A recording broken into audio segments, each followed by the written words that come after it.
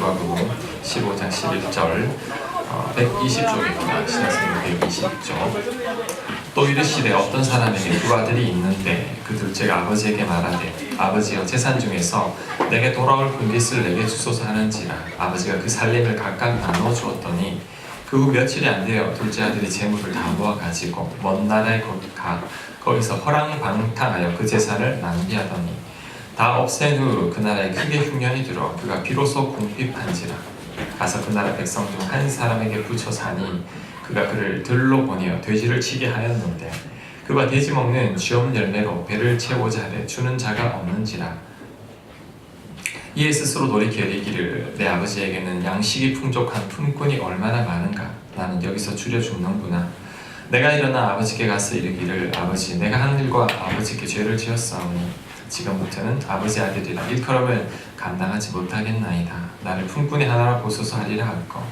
이에 일어나서 아버지께로 돌아가니라. 아직도 거리가 먼데 아버지가 그를 보고 측은히 여겨 달려가 목을 안고 입을 맞추니 아들이 이르되 아버지 내가 하늘과 아버지께 죄를 지었사오니 지금부터는 아버지 아들이라 일컬음을 감당하지 못하겠나이다 하나 아버지는 종들에게 이르되 제일 좋은 옷을 여다가 입히고 손에 가락지를 끼우고 발에 신을 신기라. 그리고 살진 종아지를 끌어다가 잡으라. 우리가 먹고 즐기자. 이 내 아들은 죽었다가 다시 살아났으며 내가 이럴다가 다시 얻었노라 하니 그들이 즐거워하더라.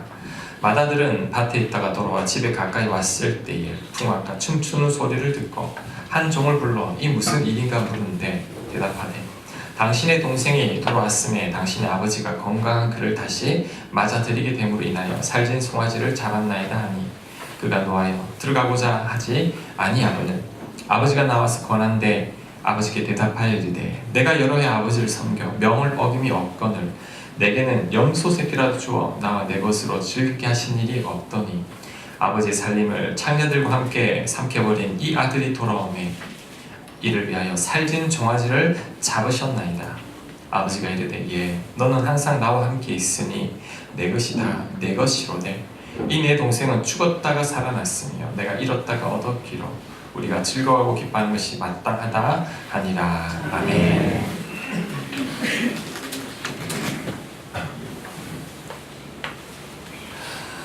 성경 비유 가운데 제가 제일 좋아하는 비유가 이 두 아들 비유입니다. 제가 이 본문으로 4번 설교를 했어요. 이 교회에서 4번이나 설교를 했는데 물론 각각 다 다른 내용입니다. 이번에 팀 켈러 목사님의 탕과 하나님이라는 제 책을 읽게 됐는데 이 책을 읽고 묵상하면서 또 제가 미처 깨닫지 못했던 은혜를 깨닫게 되었습니다. 그 은혜를 이제 원래 마지막 주일에 여러분과 나누고자 하는데 여러분 오늘 말씀 잘 들었으면 좋겠습니다. 오늘 성경에 두 아들이 나옵니다. 근데 둘 다 나쁜 아들들이죠. 자, 그런데 이 두 아들이 우리 모습입니다. 이 중 대부분이 이 두 아들에 속해 있어요. 자, 오늘 말씀을 잘 듣고 나는 첫째 아들인지 둘째 아들인지 한번 살펴보시기 바랍니다. 먼저 집 나간 둘째 아들부터 살펴보겠습니다. 이 아들 아주 나쁘죠. 그 이유는 아버지에게 유산을 달라고 하는데 여러분, 자 저를 보세요. 자 그때 당시에는 이제 살아생전에 아버지께 유산을 달라고 하면 진짜 불효막심한 거죠. 이 호로 자식이죠. 살아있는 아버지 앞에서 유산을 달라고 하는 것은 이런 의미입니다. 아버지 좀 빨리 죽었으면 좋겠네요. 아버지 빨리 죽고 유산 좀 주세요. 이런 의미죠. 근데 아버지는 아무 말도 하지 않고 유산을 나눠줍니다. 게다가 유산을 3분의 1을 차자는 장자가 3분의 1을 가져가고 차자가 3분의 1을 가져가는데 여러분 자녀가 여러분에게 지금 유산을 3분의 1을 달라고 하면 어떻게 해야 됩니까? 집부터 팔아야 됩니다. 재산을 은행에 다 넣어둔 게 아니잖아요. 땅을 팔아야 내 재산이 3분의 1이 나오는 거죠. 그래서 아버지는 이제 그 아들을 위해서 재산 정리를 해요. 급히 재산 정리를 해야 되기 때문에 손해도 많이 봤을 겁니다. 그렇게 어렵게 정리해 주니까 그 재산을 가지고 이제 어디 가서 허랑방탕하게 이 창녀들과 보내면서 다 써버렸습니다. 순식간에 다 날려버린 거죠. 나쁜 아들이죠. 이런 아들이 있으면 부모님들은 정말 속상하죠. 부모님 고마운 줄 모르고 재산 다 날리고 게다가 부모님 말도 안 듣고 마음 아프게 하는 거죠. 나쁜 아들이죠. 자, 이번엔 맏형을 살펴보겠습니다. 첫째 아들. 근데 이 아들도 나쁜 아들입니다. 왜요? 그 동생이 정말 오랜만에 돌아왔어요. 게다가 그 동생을 아버지가 너무너무 사랑해요. 그리워했는데 그 동생이 오면 그래도 반가워는 해야 되는데 오늘 성경을 보면 아예 보려고도 하지 않습니다. 상종을 안 하려고 하는 거죠. 왜 그럴까요? 동생이 철이 없어서 그럴까요? 아닙니다. 돈 때문이에요. 동생이 유산을 3분의 1을 받아가지고 다 날려버렸죠. 그럼 다시 돌아오면 그 동생하고 같이 살면 어떻게 됩니까? 내 걸 동생한테 또 빼앗기는 거죠. 아니, 아버지 재산 다 3분의 1 날린 것도 화가 나는데 이제 또 와서 나까지 피해를 입혀. 형이 동생이 미운 이유는 단 한 가지입니다. 돈 때문이죠.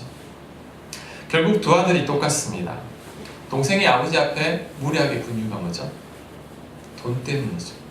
내 하고 싶은 대로 쓰니까 빨리 돈을 달라는 거죠. 형이 아버지께 무리하게 군 이유, 형도 아버지한테 화를 냅니다. 왜 동생한테 이런 잔치를 베풀어 주냐고. 그 이유가 뭐죠? 돈 때문이죠. 동생 때문에 손해 많이 봤기 때문이죠. 자, 여러분, 두 아들 다 돈만 밝히는 아들입니다. 아버지를 사랑하지 않습니다. 아버지보다 돈을 더 사랑하는 아들이죠.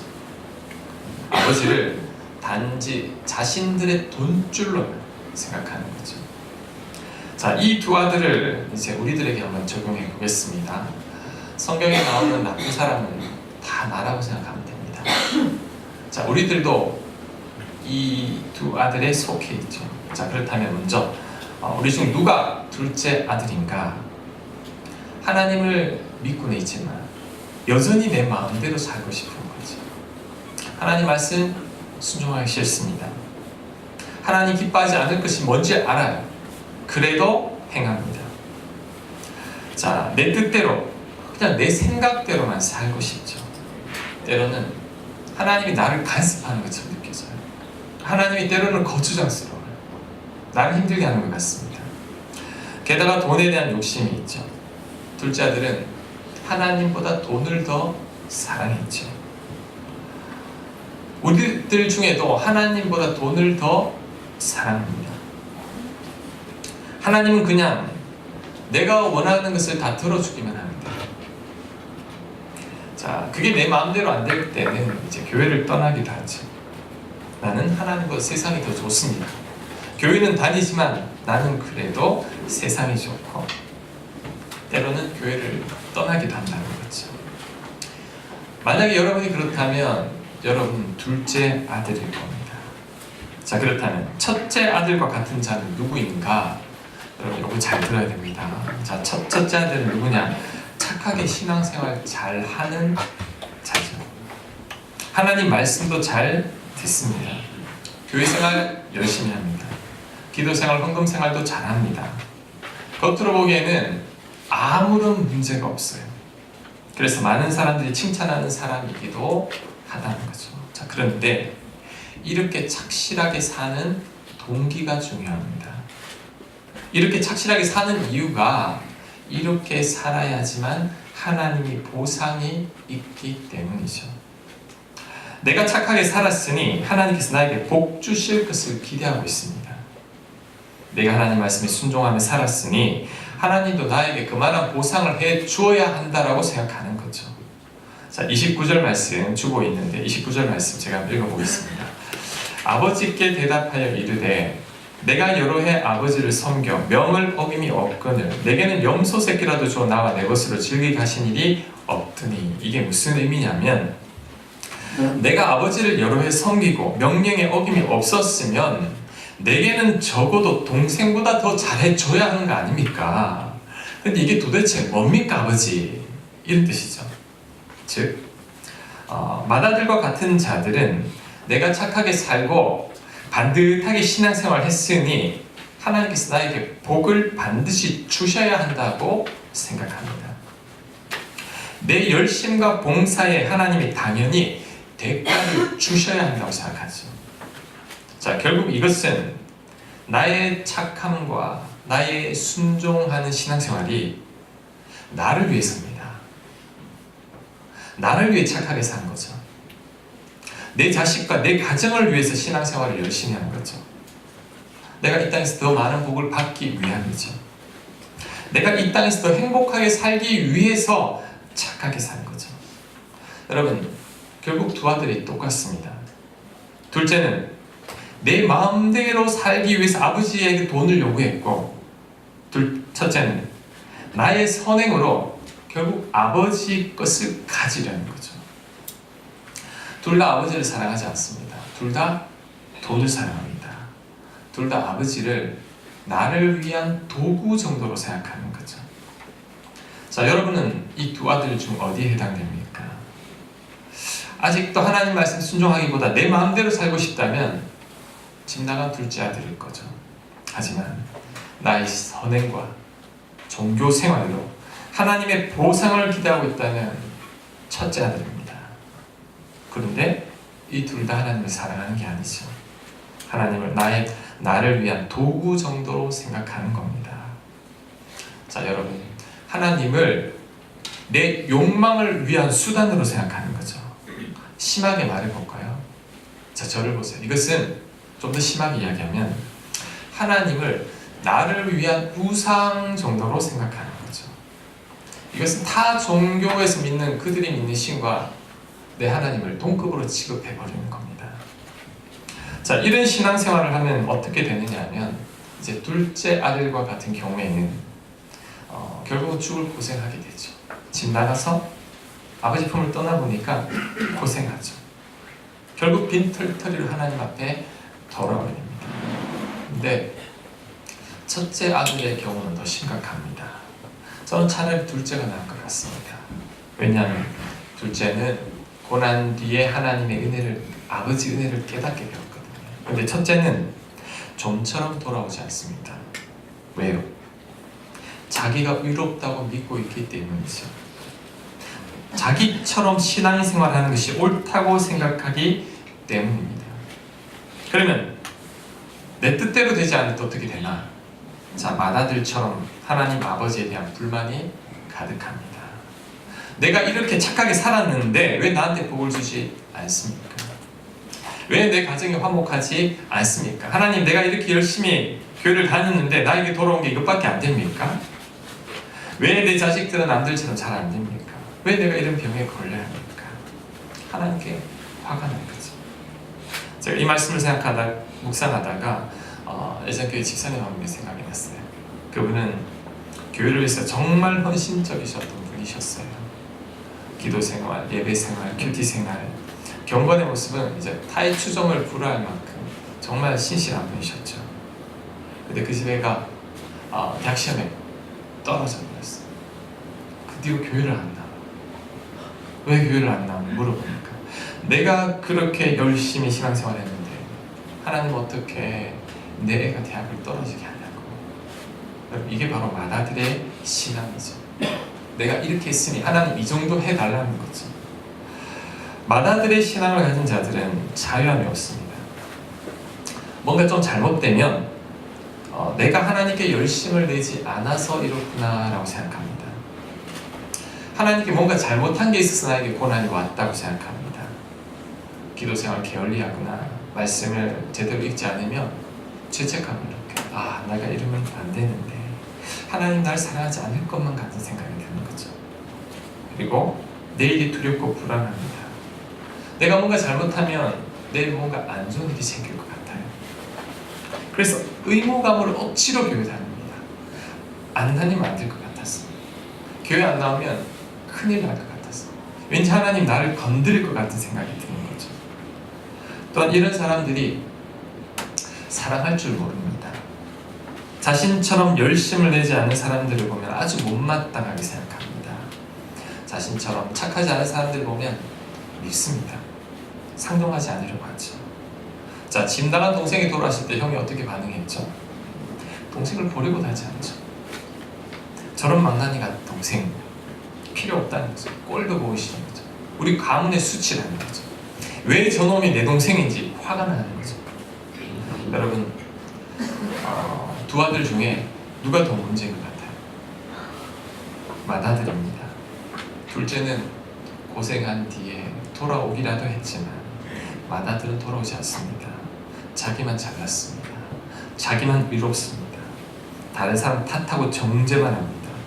그래서 아버지 은혜를 못 누리고 사는데 본인은 그것을 깨닫지 못하죠. 예수님 오늘 이 비유를 누구한테 설교하고 있냐면 이제 저 앞부분에 보면 바리새인과 서기관들입니다. 그들에게 오늘 이 설교를 들려주고 있는 거죠. 바리새인과 서기관들은 스스로를 의롭게 여기는 자들이죠. 자신들의 선행과 종교 생활로 자신들만이 옳고 자신들만이 하나님의 사랑을 받는다라고 생각하는 자들이죠. 근데 예수님이 이들에게 하는 말이 뭘까요? 너희들이 오히려 은혜에서 더 멀리 있다는 거죠. 여러분, 교회에도 이런 맏아들의 신앙이 많습니다. 오늘 제 말씀 듣고 찔리는 분들이 많을 거예요. 그런데 이런 신앙은 오로지 은혜를 강조하는 기독교 신앙이 아닙니다. 잘못된 신앙이죠. 저는 이 두 아들의 단계를 다 거쳤습니다. 저는 옛날에 교회를 다니다가 교회가 싫었어요. 하나님은 맨날 간섭하는 것 같고 성경 말씀 보면 이거 하지 마라 저거 하지 마라 교회 오면 맨날 회개하라는 재미도 없고 그래서 저는 교회를 떠났습니다. 내 마음대로 살고 싶은 거죠. 둘째 아들이 된 거죠. 그렇게 한 몇 년 살다가 이제 죽을 고생하고 다시 교회로 왔죠. 그때 하나님을 만났습니다. 형편없는 나를 사랑해 주신 하나님, 무조건적인 은혜를 부어주신 하나님, 나를 하나님의 영원한 자녀로 만드신 그 은혜를 깨닫게 되었죠. 얼마나 감사했는지. 그 은혜가 너무 커서 제가 목회자까지 되었습니다. 그런데 어느 순간 나도 모르게 서서히 맏아들로 변해가고 있었습니다. 하나님 은혜로 신앙생활을 하게 되었던 이 못난 제가 이 바리새인처럼 점점 의로운 자가 되기 시작했죠. 저는 정말 열심히 있었습니다. 이 정도 열심히 있는 사람 많지 않을 거야 이런 생각을 했고 교회를 위해 헌신적으로 사역했습니다. 저는 하나님을 위해 사는 자라고 자부했죠. 그렇게 나는 하나님께서 저를 많이 사랑하시고 저를 어느 누구보다 형통하게 인도해 주실 것으로 생각했습니다. 그런데 제 뜻대로 되지 않았습니다. 하나님을 위해서 제가 열심히 이렇게 배신 후에는 정말 열심히 내 삶을 다 바쳐 살았음에도 불구하고 저에게 돌아온 건 이제 힘든 계절이었죠. 하나님께 굉장히 서운했습니다. 하나님 왜 나한테 이렇게밖에 안 해주시죠? 하나님이 열심히 산 대가가 이거란 말입니까? 제가 교회가 시작되기 전에 이제 이곳에서 리모델링 하면서 이 추운 겨울날 이 공사장에서 같이 일하는 어느 날 이제 하나님이 제게 깨달음을 주신 게 있습니다. 네가 맏아들이구나. 제가 주님을 위해 열심히 살았으니 그에 따른 보상을 내가 기대하고 있었던 거죠. 그것이 충족되지 않으니까 하나님께 서운했던 겁니다. 그런데 이런 삶은 여러분 주님을 위해 사는 삶은 아닙니다. 나를 위한 삶이죠. 제가 그것을 깨닫고 얼마나 울면서 회개했는지 모릅니다. 하나님을 사랑한 게 아니었어요. 나를 사랑한 거였어요. 근데 난 하나님을 사랑하고 있다고 착각했던 거죠. 하나님 영광이 아니죠. 내 영광이었던 거죠. 근데 욥도 그랬습니다. 그가 고난 가운데 있을 때 처음엔 하나님께 불평하거나 원망하지 않았죠. 근데 고난의 강도가 점점 심해지니까 이제 그가 불평하기 시작합니다. 하나님, 내가 뭐 잘못했습니까? 내가 도대체 무슨 죄를 지었기에 내가 이런 고통을 당합니까? 그 이유만이라도 좀 말해달라고 하나님 앞에 대들죠. 욥도 자신처럼 이렇게 선하게 살았으니 당연히 하나님은 자신에게 복을 주어야만 하는 분으로 생각한 거죠. 이것도 맏아들의 신앙입니다. 자, 여러분에게 물어볼게요. 여러분 왜 교회 열심히 다니십니까? 왜 교회를 위해 열심히 봉사해야 한다고 생각합니까? 하나님 말씀대로 살려는 이유가 뭐죠? 혹시 맏아들처럼 내가 여러 해 동안 아버지를 섬기고 명을 어기지 않았으니 저에게도 복 주십시오. 이런 마음이 아닙니까? 내가 신앙생활 열심히 했으니 나와 내 가족이 이 땅에서 행복하게 잘 살게 해 주십시오. 이런 마음은 아닙니까? 그렇다면 여러분들도 맏아들의 신앙입니다. 자, 여러분의 선행과 여러분의 열심으로 하나님을 조종하려고 하지 마십시오. 그것은 하나님을 여러분의 욕망을 채워주는 대상으로 생각하는 거죠. 하나님을 내 미래를 보장해주는 어떤 능력 많은 존재로만 생각하는 겁니다. 이건 신앙이 아닙니다. 이건 타종교나 똑같아요. 이건 나를 위해 하나님을 믿는데 그 하나님을 나를 위한 우상으로 만들어서 그냥 내가 믿고 있는 거죠. 하나님을 원하는 게 이게 아닙니다. 그럼 하나님이 여러분에게 정말 원하는 게 뭘까요? 간단합니다. 오늘 이 비유에서 두 아들의 아버지가 무엇을 원할까를 생각하면 됩니다. 두 아들의 아버지가 원하는 게 뭘까요? 두 아들이 정말 아버지를 사랑하는 거죠. 그 아들들이 이제 돈 좀 그만 밝히고 아버지를 사랑하는 겁니다. 자, 여러분의 자녀가 있는데 여러분을 사랑하지 않고 여러분의 돈에만 관심이 있고 여러분의 유산에만 관심이 있다면 여러분 어떨 것 같아요? 속상하죠.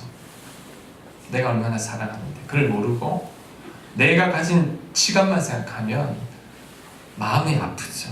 하나님도 바로 그렇습니다. 하나님은 여러분의 진정한 사랑을 원하세요. 하나님이 주시는 복만을 생각하는 여러분이 아니라 정말 너희들도 내가 너희를 사랑할 만큼 사랑해 줄 수 없겠니? 하나님은 그걸 원하는 거죠. 그런데 우리는 그 사랑을 잘 모르죠. 왜 모를까요? 온전한 사랑을 경험해 본 적이 없기 때문입니다. 여러분, 사랑은 경험해 봐야 합니다. 내가 사랑을 경험해 보면 나도 사랑하게 돼요. 근데 내가 사랑을 경험하지 못하면 사랑할 수 없는 거죠. 그래서 아버지는 이 아들에게 사랑을 보여주십니다. 어떻게 해요?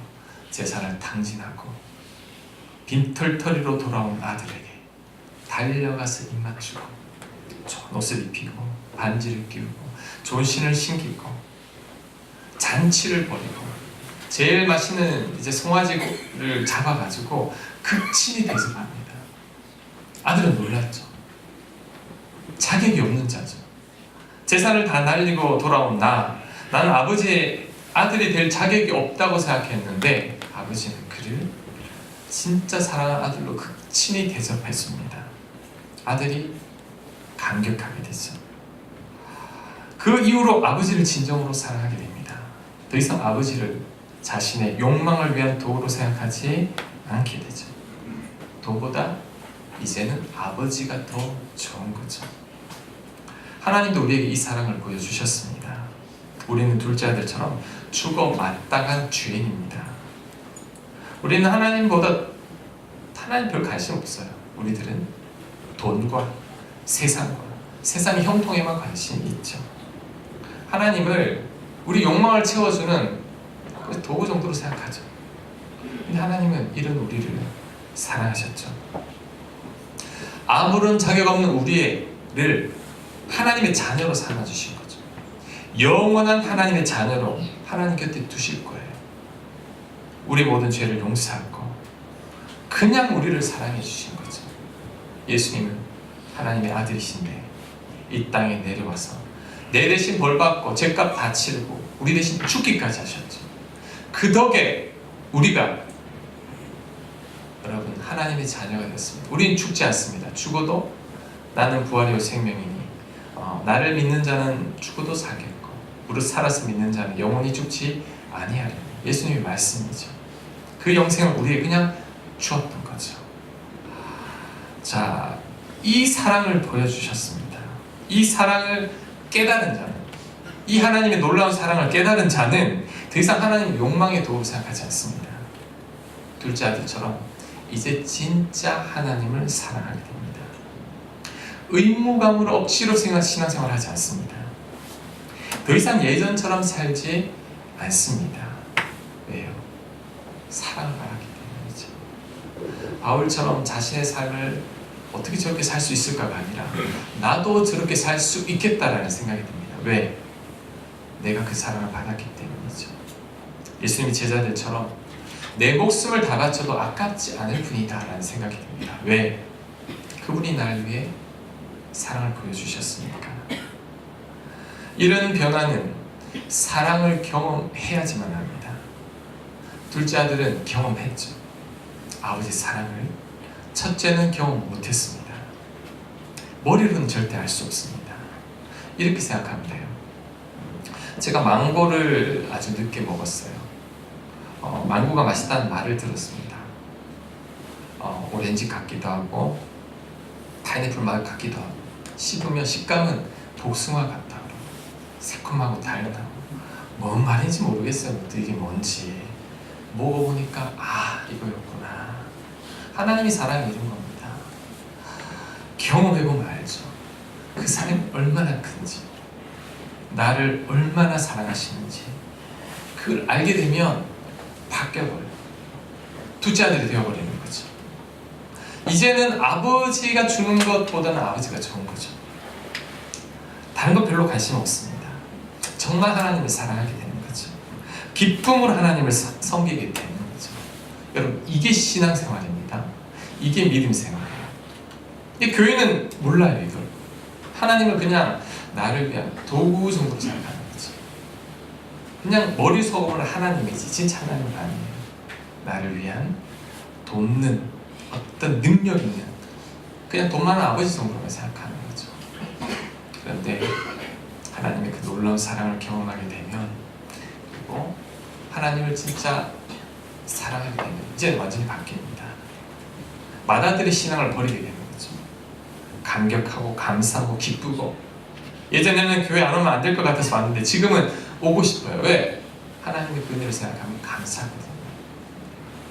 봉사하라고 해도 옛날에는 하기 싫었어요. 근데 이제는 그 은혜 생각하면 하고 싶은 거죠.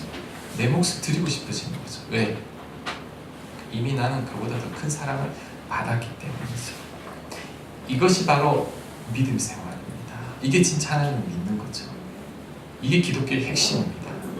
하나님의 은혜로, 하나님의 사랑으로, 하나님의 자녀가 된 것을 내가 경험하고 깨달았고 아는 것. 믿음 생활입니다. 여러분, 이제는 하나님을 진정으로 사랑하는 단계로까지 나가는 여러분들 되시길 바랍니다. 이렇게 되어야 합니다. 그리고 하나님이 우리에게 한 가지 원하는 게 더 있습니다. 첫 번째, 하나님이 원하는 게 뭐냐?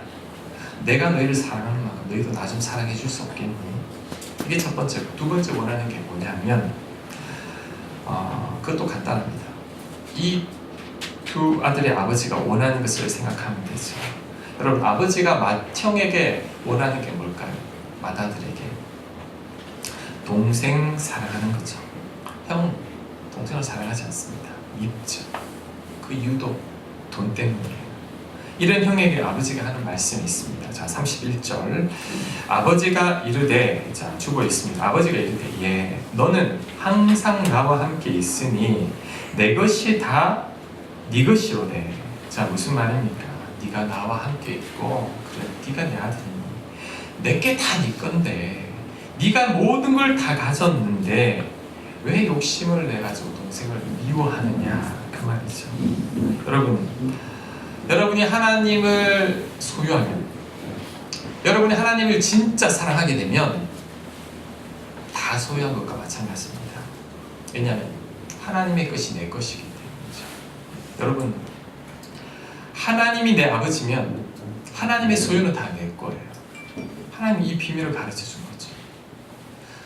하나님이 진짜 내 아버지고 내가 하나님의 자녀라는 확신이 있습니다.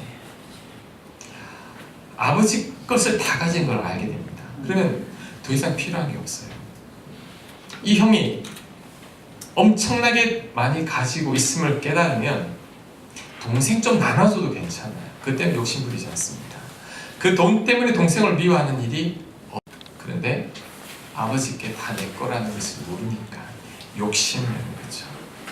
그래서 하나님이 진짜 내 하나님이 되고 내 아버지가 되면 더 이상 부족함이 없어집니다.